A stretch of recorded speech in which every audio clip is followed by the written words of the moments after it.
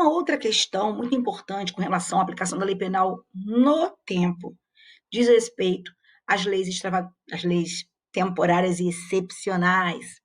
As leis temporárias e excepcionais são leis regidas pelo princípio da ultratividade, ou seja, uma lei temporária, aquela que tem prazo de vigência definido, pré-definido, com início e fim de vigência, e, portanto, uma lei que se autorrevoga, assim como a lei excepcional, editada para atender excepcionalidades que se colocaram e que fizeram com que o Estado vislumbrasse a necessidade de dispor sobre determinadas condutas, sobre elas fazendo recair uma norma penal, essas leis elas são aplicáveis aos fatos praticados durante a sua vigência, mesmo depois de já terminada a sua vigência. Isso diz respeito ao princípio da ultratividade, consagrado no artigo 3º do Código Penal. E isso quer dizer que, ainda que não mais esteja em vigor uma lei excepcional, ainda que não mais esteja em vigor uma lei temporária, ela continuará sendo aplicável aos fatos praticados durante o tempo em que ela teve vigência. Evidentemente que desde que não extinta a punibilidade por qualquer causa, como, por exemplo, a prescrição. Bem, mas vamos entender o porquê dessa ultratividade. Queridos, essa ultratividade, ela se justifica porque quando essa lei deixa de ter vigência, não houve, por conta disso, uma mudança na concepção estatal a respeito da necessidade do direito penal versar sobre aquela matéria. O que aconteceu foi que a situação que justificava aquela norma não mais existe. Se aquela situação ainda permanecesse, se aquela situação ainda existisse, aquela norma continuaria sendo necessária, de acordo com a concepção estatal, para perseguir aquele que realizou a conduta. Vejam vocês que é muito comum que se diga que normas penais e excepcionais, normas excepcionais e temporárias, elas não têm abolição crimes, que não existe abolição crimes, não existe possibilidade de abolição crimes para normas penais excepcionais e temporárias. Isso não é verdadeiro. Isso não é verdadeiro. Existe sim possibilidade de abolição crimes para essas normas, mas nós devemos saber aqui distinguir situações para não darmos uma resposta equivocada na hora da prova. Então, vamos lá? Prestem atenção para a seguinte situação, porque situações precisam ser colocadas para que vocês vejam a diferença entre elas. Vamos aqui imaginar uma primeira hipótese. Vamos aqui imaginar, nessa primeira hipótese, vamos aqui imaginar que essa pessoa tenha... aqui, vamos lá, vamos colocar aqui com a canetinha, para ficar tudo direitinho. Ó, aqui foi o início da vigência da lei temporária. Nós estamos falando aqui de leis temporárias e excepcionais. Ok? Então, o início da vigência da lei temporária foi esse, e vamos dizer que aqui tenha sido o término de vigência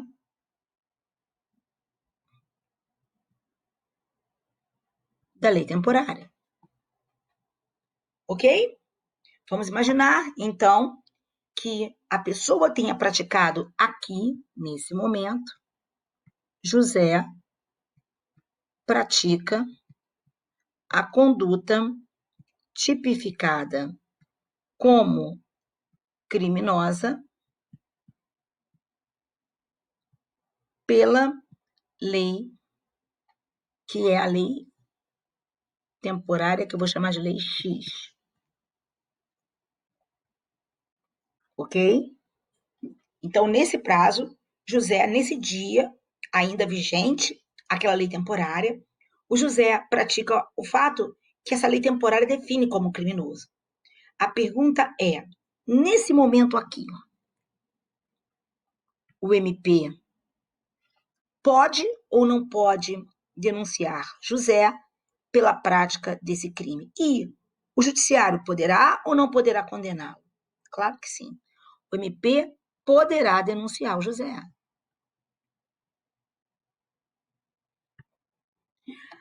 Pela prática daquele crime. Agora, você poderia me perguntar, ainda olhando para esse quadrinho, mas, Claudinho, fala uma coisa aqui para mim. Se terminou a lei, deixou de ser crime. Isso não é abolício? Não, não é abolício crimes.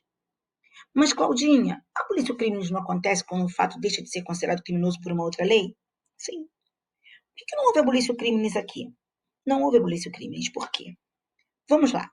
Primeiro vamos lembrar que a abolício crimes, que é o fenômeno através do qual uma lei deixa de considerar criminoso um comportamento antes previsto como tal, sem que exista uma outra norma do ordenamento jurídico que preveja aquele comportamento como criminoso, ela tem um fundamento. E qual é o fundamento da abolício crimes? O fundamento da abolício crimes é a alteração, a mudança da concepção estatal a respeito de uma determinada situação. Eu poderia dar um exemplo para vocês, que é um exemplo muito corriqueiro, é o exemplo do adultério. O adultério era tipificado como crime no nosso Código Penal até 2005. Até o ano de 2005 era crime, descrito no artigo 240 do Código Penal, a prática de adultério, crime contra a família. Mas olha o que acontece. Olhem só o que ocorre a partir de então. Revoga-se a norma penal incriminadora, que tinha o adultério, que previa o adultério, e não existe nenhuma outra norma no ordenamento jurídico que incrimine essa conduta. Então, houve abolício crimes. Por quê? Porque o Estado mudou a sua concepção a respeito do adultério. Se lá em 1940 a proteção da família fazia, né? Não é que a família tenha deixado de ser importante, não, pelo contrário, a família é o núcleo mais importante de toda e qualquer sociedade. Mas vamos lá, como lá no século passado, na primeira metade do século passado, quando o nosso Código Penal foi elaborado e se fez a previsão do adultério como crime, o legislador tinha que era importante que nós tivéssemos uma lei incriminando o adultério. Hoje, o legislador pensa, peraí, não, isso não precisa ser resolvido pelo direito penal, isso não precisa ser resolvido pelo direito penal, isso pode ser resolvido por outros ramos, isso pode ser resolvido no âmbito do direito de família, e isso pode ser resolvido de outras formas, não com o direito penal. Eu não quero direito penal nisso. E o legislador, então, muda a sua concepção. Agora, vamos olhar para esse quadrinho de novo? Preste atenção no que aconteceu nesse quadrinho. Houve aqui a mudança de uma concepção estatal a respeito da conduta que José levou a efeito? Não, não houve, não. O que houve é o seguinte, aquela lei foi editada para ser uma lei temporária porque o legislador, o Estado, através do legislador, entende que esse comportamento, durante esse período, precisa, por alguma questão excepcional, por alguma questão momentânea, esse comportamento precisava ser previsto como criminoso. Queridos, prestem atenção. Nas provas de vocês que são aqui da nossa turma do treino para magistratura e Ministério Público, fiquem atentos, porque isso vai cair muito na prova de vocês. Sabe o que isso vai cair para vocês? Nós vivemos agora, meus amigos, período de pandemia, certo? Nós passamos pelo período mais difícil da nossa história, com a questão da pandemia. Então, o mundo todo foi atacado por essa porcaria, né? O mundo todo foi atingido em cheio pela pandemia. Então, haverá muitas questões a respeito. Por exemplo, pronto, vamos aqui pensar numa norma temporária para nós ilustrarmos o que estou falando. Vamos pensar aqui, por exemplo, nos vários decretos que foram editados por estados, municípios e pelas próprias leis que foram editadas pela União, no sentido de estabelecer medidas sanitárias para conter a propagação da pandemia do Covid. Tá ok? Então, esses vários decretos, como vocês bem sabem, eles foram decretos temporários. Nós tivemos, né, fase 1, fase 2, fase 3, cada estado fez de uma forma, né? E o que acontece? Esses decretos, eles eles falavam, e falam ainda, né, durante algum tempo, que isso não vai acontecer, falam sobre medidas sanitárias, né? Então, não pode isso, não pode aquilo, não pode frequentar lugar tal, se entrar no lugar tal, tem que ser assim. Agora, essas normas valem para o quê? Para o período para o período fixado no decreto, porque todos aqueles decretos, ou a grande maioria, eram de decretos temporários. Então, fase 1 até o dia tanto de abril, eu lembro disso muito bem, fase tanto até dia 11 de junho, até dia 12 de julho. Quer dizer, eles eram temporários. As pessoas que realizassem aquelas condutas, elas estavam praticando o crime do artigo 268 do Código Penal, né? Que fala de descumprir medidas sanitárias que são pensadas e estabelecidas para conter o avanço de pandemias, de epidemias. A pandemia é mais do que uma epidemia, né? A pandemia é uma epidemia, né? Mas então vamos lá. Então, será que o fato daqueles decretos não estarem mais em vigor significa que o Estado tenha mudado a sua concepção a respeito de precisar seguir aquela medida? Não, porque se a situação continuasse do jeito que estava no momento em que foi editado aquele decreto, seria necessário que as pessoas se comportassem daquela forma, porque se não se comportassem, estariam trazendo riscos enormes de avanço da pandemia. Então, não houve uma mudança na concepção estatal. Por isso que, passada a pandemia, todos aqueles que tiverem violado as regras referentes às medidas sanitárias impostas poderão ser perseguidos criminalmente. Não terá havido abolício crimes. Não houve uma mudança da concepção estatal. O que houve foi uma mudança nos fatos. Se Deus quiser, essa mudança virá em breve.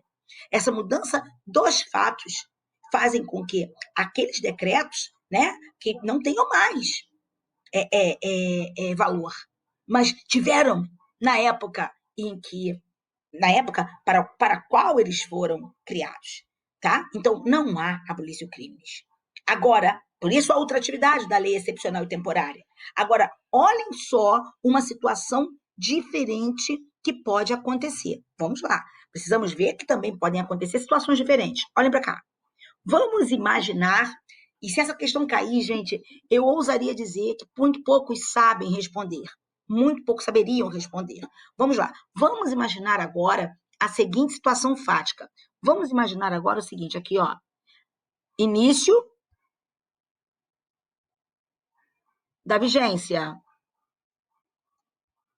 Aqui, fim da vigência.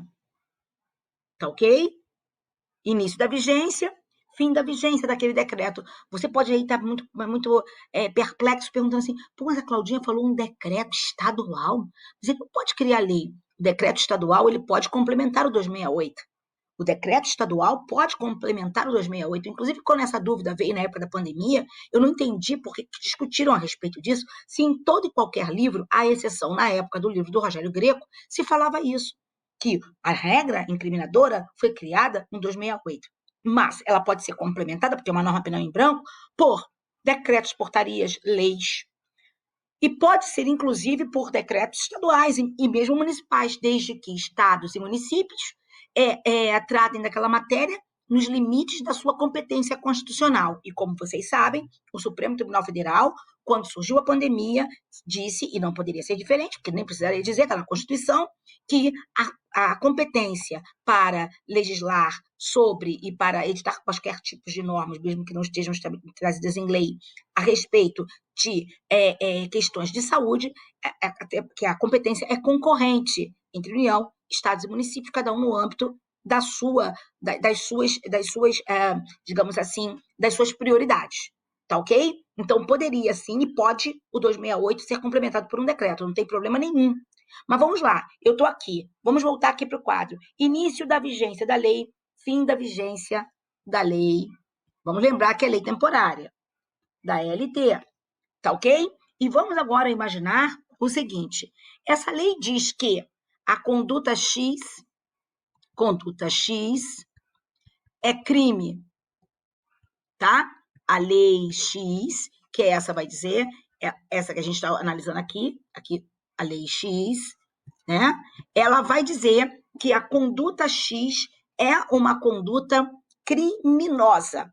Vamos imaginar o seguinte, que aqui, José pratica a conduta X. Nesse momento aqui, vigente a lei, ou vigente ainda aquela lei, o José pratique a conduta X. Mas, ainda na vigência dessa lei, o Estado venha com uma outra lei ou com outro decreto e revogue a norma incriminadora. Ok? Revogue. Não está mais. Não está mais em vigor. Então, ela que teria final de vigência aqui, ela foi revogada aqui.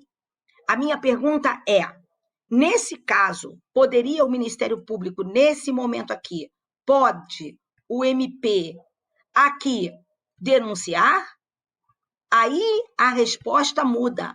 Sabe por que a resposta muda? Porque, como vocês estão vendo aqui, o que nós temos nesse caso concreto é uma mudança da concepção estatal ainda naquele período temporário. Veja, ainda naquele período, o Estado muda. Não mudaram os fatos, não. Aqui houve uma revogação do decreto complementar, porque o Estado entendeu que não precisava daquilo, que foi equivocado ao editar essa norma. Então, vamos imaginar, foi feita aí uma lei que via para complementar o artigo 268, dizendo que era preciso que as pessoas se recolhessem às tantas horas. Aí o Estado, ainda naquele período de vigência daquela lei, ele entendeu o seguinte, não, cara, não precisava. Para conter a pandemia, não é preciso que você faça isso é um equívoco. Vamos, então, revogar isso.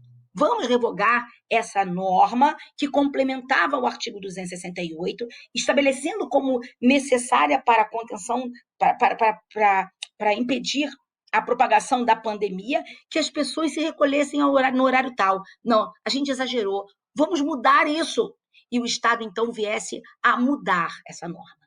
Tá ok? Nesse caso, eu teria ou não teria abolício crimes? Sim, nesse caso, teria havido abolício crimes. Por quê? Porque houve uma mudança da concepção estatal dentro do período excepcional, dentro do próprio período temporário. O Estado, ele muda a sua concepção porque ele verifica que não era bem aquilo, ele mudou de ideia. Entende? Então, nesse caso, a resposta pode o MP denunciar é um grande não, ele não pode denunciar, porque nesse caso terá ocorrido abolício crimes.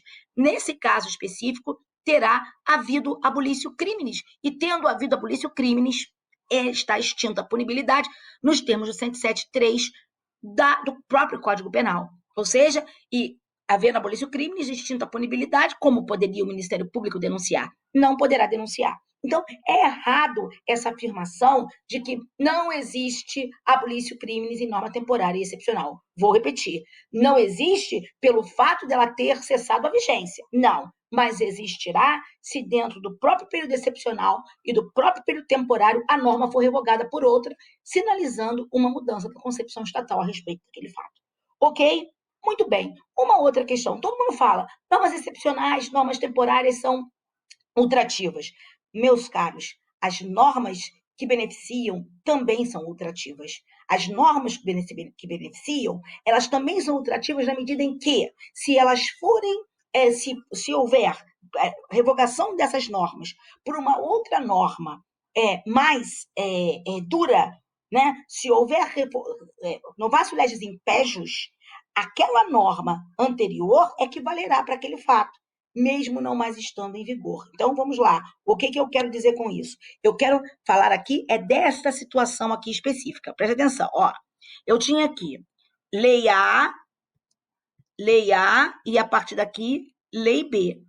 Lei B é novatio legis impejus. Ela prejudica. José praticou um crime aqui, ó. José pratica o crime aqui, tá? Esse crime X. Esse crime X, ele é tratado pelas leis A e B. Pelas leis A e B. Então, o José praticou o crime sob a vigência da lei A. E depois vem a lei B. E ela vai piorar a situação do nosso amigo José. Eu te pergunto, quando o Ministério Público aqui denunciar, MP denuncia, e juiz condena com base em que lei? Com base em que lei? Em que lei? Lei A. Porque a lei B, ela não pode retroagir. Então eu te pergunto, a lei A estará vigente quando for usada pelo Ministério Público na hora da denúncia e quando for usada pelo magistrado na hora da condenação? Ou na hora do julgamento? O Ministério Público condenando aqui, né? Hein? Diga para mim, poderá ser usada? Claro que poderá. É a lei A. E eu te pergunto, quando ela for usada aqui, ó, ela estará em vigor? Não. Então eu estarei aplicando uma lei aplicada sob vigência, perdão, eu estarei usando uma lei para um fato praticado durante a sua vigência, embora essa lei não mais esteja em vigor. A lei não mais está em vigor, mas eu a utilizarei para um fato praticado durante a sua vigência. Por isso, preste atenção, não apenas as leis excepcionais e leis temporárias são ultrativas, mas a Lex Meteor também é, a lei que beneficia também é ultrativa. Ela, além de ser retroativa, a lei que beneficia, ela é ultraativa. Por isso que a Lex Meteor, a lei que é benéfica, ela tem característica de extraatividade. O que significa isso? Ela se aplica além dos limites da sua vigência. Para trás, para alcançar fatos anteriores à sua vigência. Para frente, para possibilitar que fatos praticados durante a sua vigência, ainda que não mais ela esteja vigente, sejam por ela julgados. Ok? Então, na verdade, não é apenas a lei excepcional e temporária que é uma lei ultrativa. Coloquem isso na cabeça de vocês. Também a Lex Meteor é ultrativa. E mais do que isso, ela é extrativa, porque a extratividade ela engloba as duas características da lei, a retroatividade e a ultratividade. Bem, um outro tópico muito importante é o seguinte: a abolição crimes ela pode ser estabelecida apenas por lei, porque apenas uma lei poderá revogar uma norma penal incriminadora, por uma razão muito simples: a norma penal incriminadora estará necessariamente numa outra lei, e só uma lei pode revogar a outra lei. Agora, se perguntarem para vocês numa prova, e nós temos que estar preparados para uma prova, não é, meus amores? Se perguntarem para vocês numa prova a respeito de já ter havido entre nós abolição crimes por medida provisória, bem, a rigor, medida provisória jamais poderia dispor sobre qualquer matéria em direito penal, nem mesmo para beneficiar, porque isso é norma constitucional muito expressa. Querer duvidar dessa norma constitucional é querer pegar a Constituição e rasgar, porque é muito expressa, é muito clara, é expressa. A Constituição diz que não podem ser editadas medidas provisórias para disporem sobre matéria penal, seja qual for. Medida provisória não pode dispor sobre direito penal. Porém, a nossa doutrina costuma citar um precedente do Supremo Tribunal Federal, mesmo depois da emenda que deu vigência ao artigo 60, que deu nova redação ao artigo 62, que veda a edição de medida provisória sobre matéria penal. O nosso Supremo Tribunal Federal tem um julgamento que a doutrina costuma citar como sendo uma exceção, dizendo que uma medida provisória poderia estabelecer abolição crimes. Ou seja, então ela poderia dispor sobre matéria penal para beneficiar. Isso seria um precedente. E que precedente seria esse? Esse precedente, pós emenda que deu a redação de 62, seria aquela questão da abolição crimes temporária com relação à posse ilegal de arma de fogo. Né? Porque a posse ilegal de arma de fogo, vocês sabem que quando a lei entrou em vigor, quando a nossa lei de armas, lei 10.826, o nosso Estatuto do Desarmamento entrou em vigor, havia lá um dispositivo que dizia que, com relação à posse ilegal de arma de fogo, fosse ela de arma de fogo de uso permitido, restrito ou proibido, haveria um período de abolição crimes temporária. Por quê? Um período em que as pessoas poderiam regularizar as suas situações. E aqueles que tivessem armas em situação irregular poderiam regularizar. Essa norma varia para posse ilegal de arma de fogo. Posse, porte jamais, mas para posse. O que aconteceu na época? Na época, a lei dizia, inicialmente, que esse prazo seria de 6 meses. Só que esse prazo de 6 meses, ele passou, não houve regulamentação da lei, aí vieram medidas provisórias que foram colocando esse prazo de regularização para frente. E depois vieram leis colocando esse prazo para frente. Aí o que aconteceu? Na época, o que se disse era o seguinte: então eu tenho medida provisória versando sobre matéria penal. E o Supremo Tribunal Federal entendeu que aquelas medidas não eram inconstitucionais. Bem, a rigor, eu também acho que elas não violavam a Constituição. Eu só discordo muito disso ser citado como sendo uma exceção e uma hipótese em que se reconheceu a possibilidade de haver medidas provisórias versando sobre matéria penal. A rigor, não foi isso. A rigor, essas medidas provisórias, elas não dispunham sobre matéria penal. Elas dispunham sobre uma questão administrativa que acabava tendo reflexos no direito penal. É bem diferente. Elas não dispunham sobre direito penal, tá? Mas, de qualquer forma, porque essa questão de regularizar a arma, de registrar e não registrar, isso não é matéria penal, tá?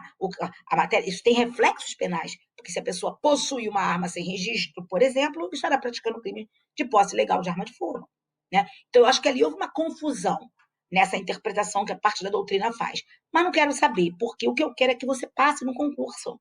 E se isso for perguntado para vocês, saibam que esse precedente citado por parte da nossa doutrina como sendo uma demonstração de que o Supremo Tribunal Federal já teria permitido, né, o reconhecimento de uma medida provisória versando sobre matéria penal e instituindo abolício crimes. Valeu? Então, queridos, no nosso próximo bloco continuaremos falando dessa matéria, que, como eu disse, é uma matéria de extrema importância para as nossas provas.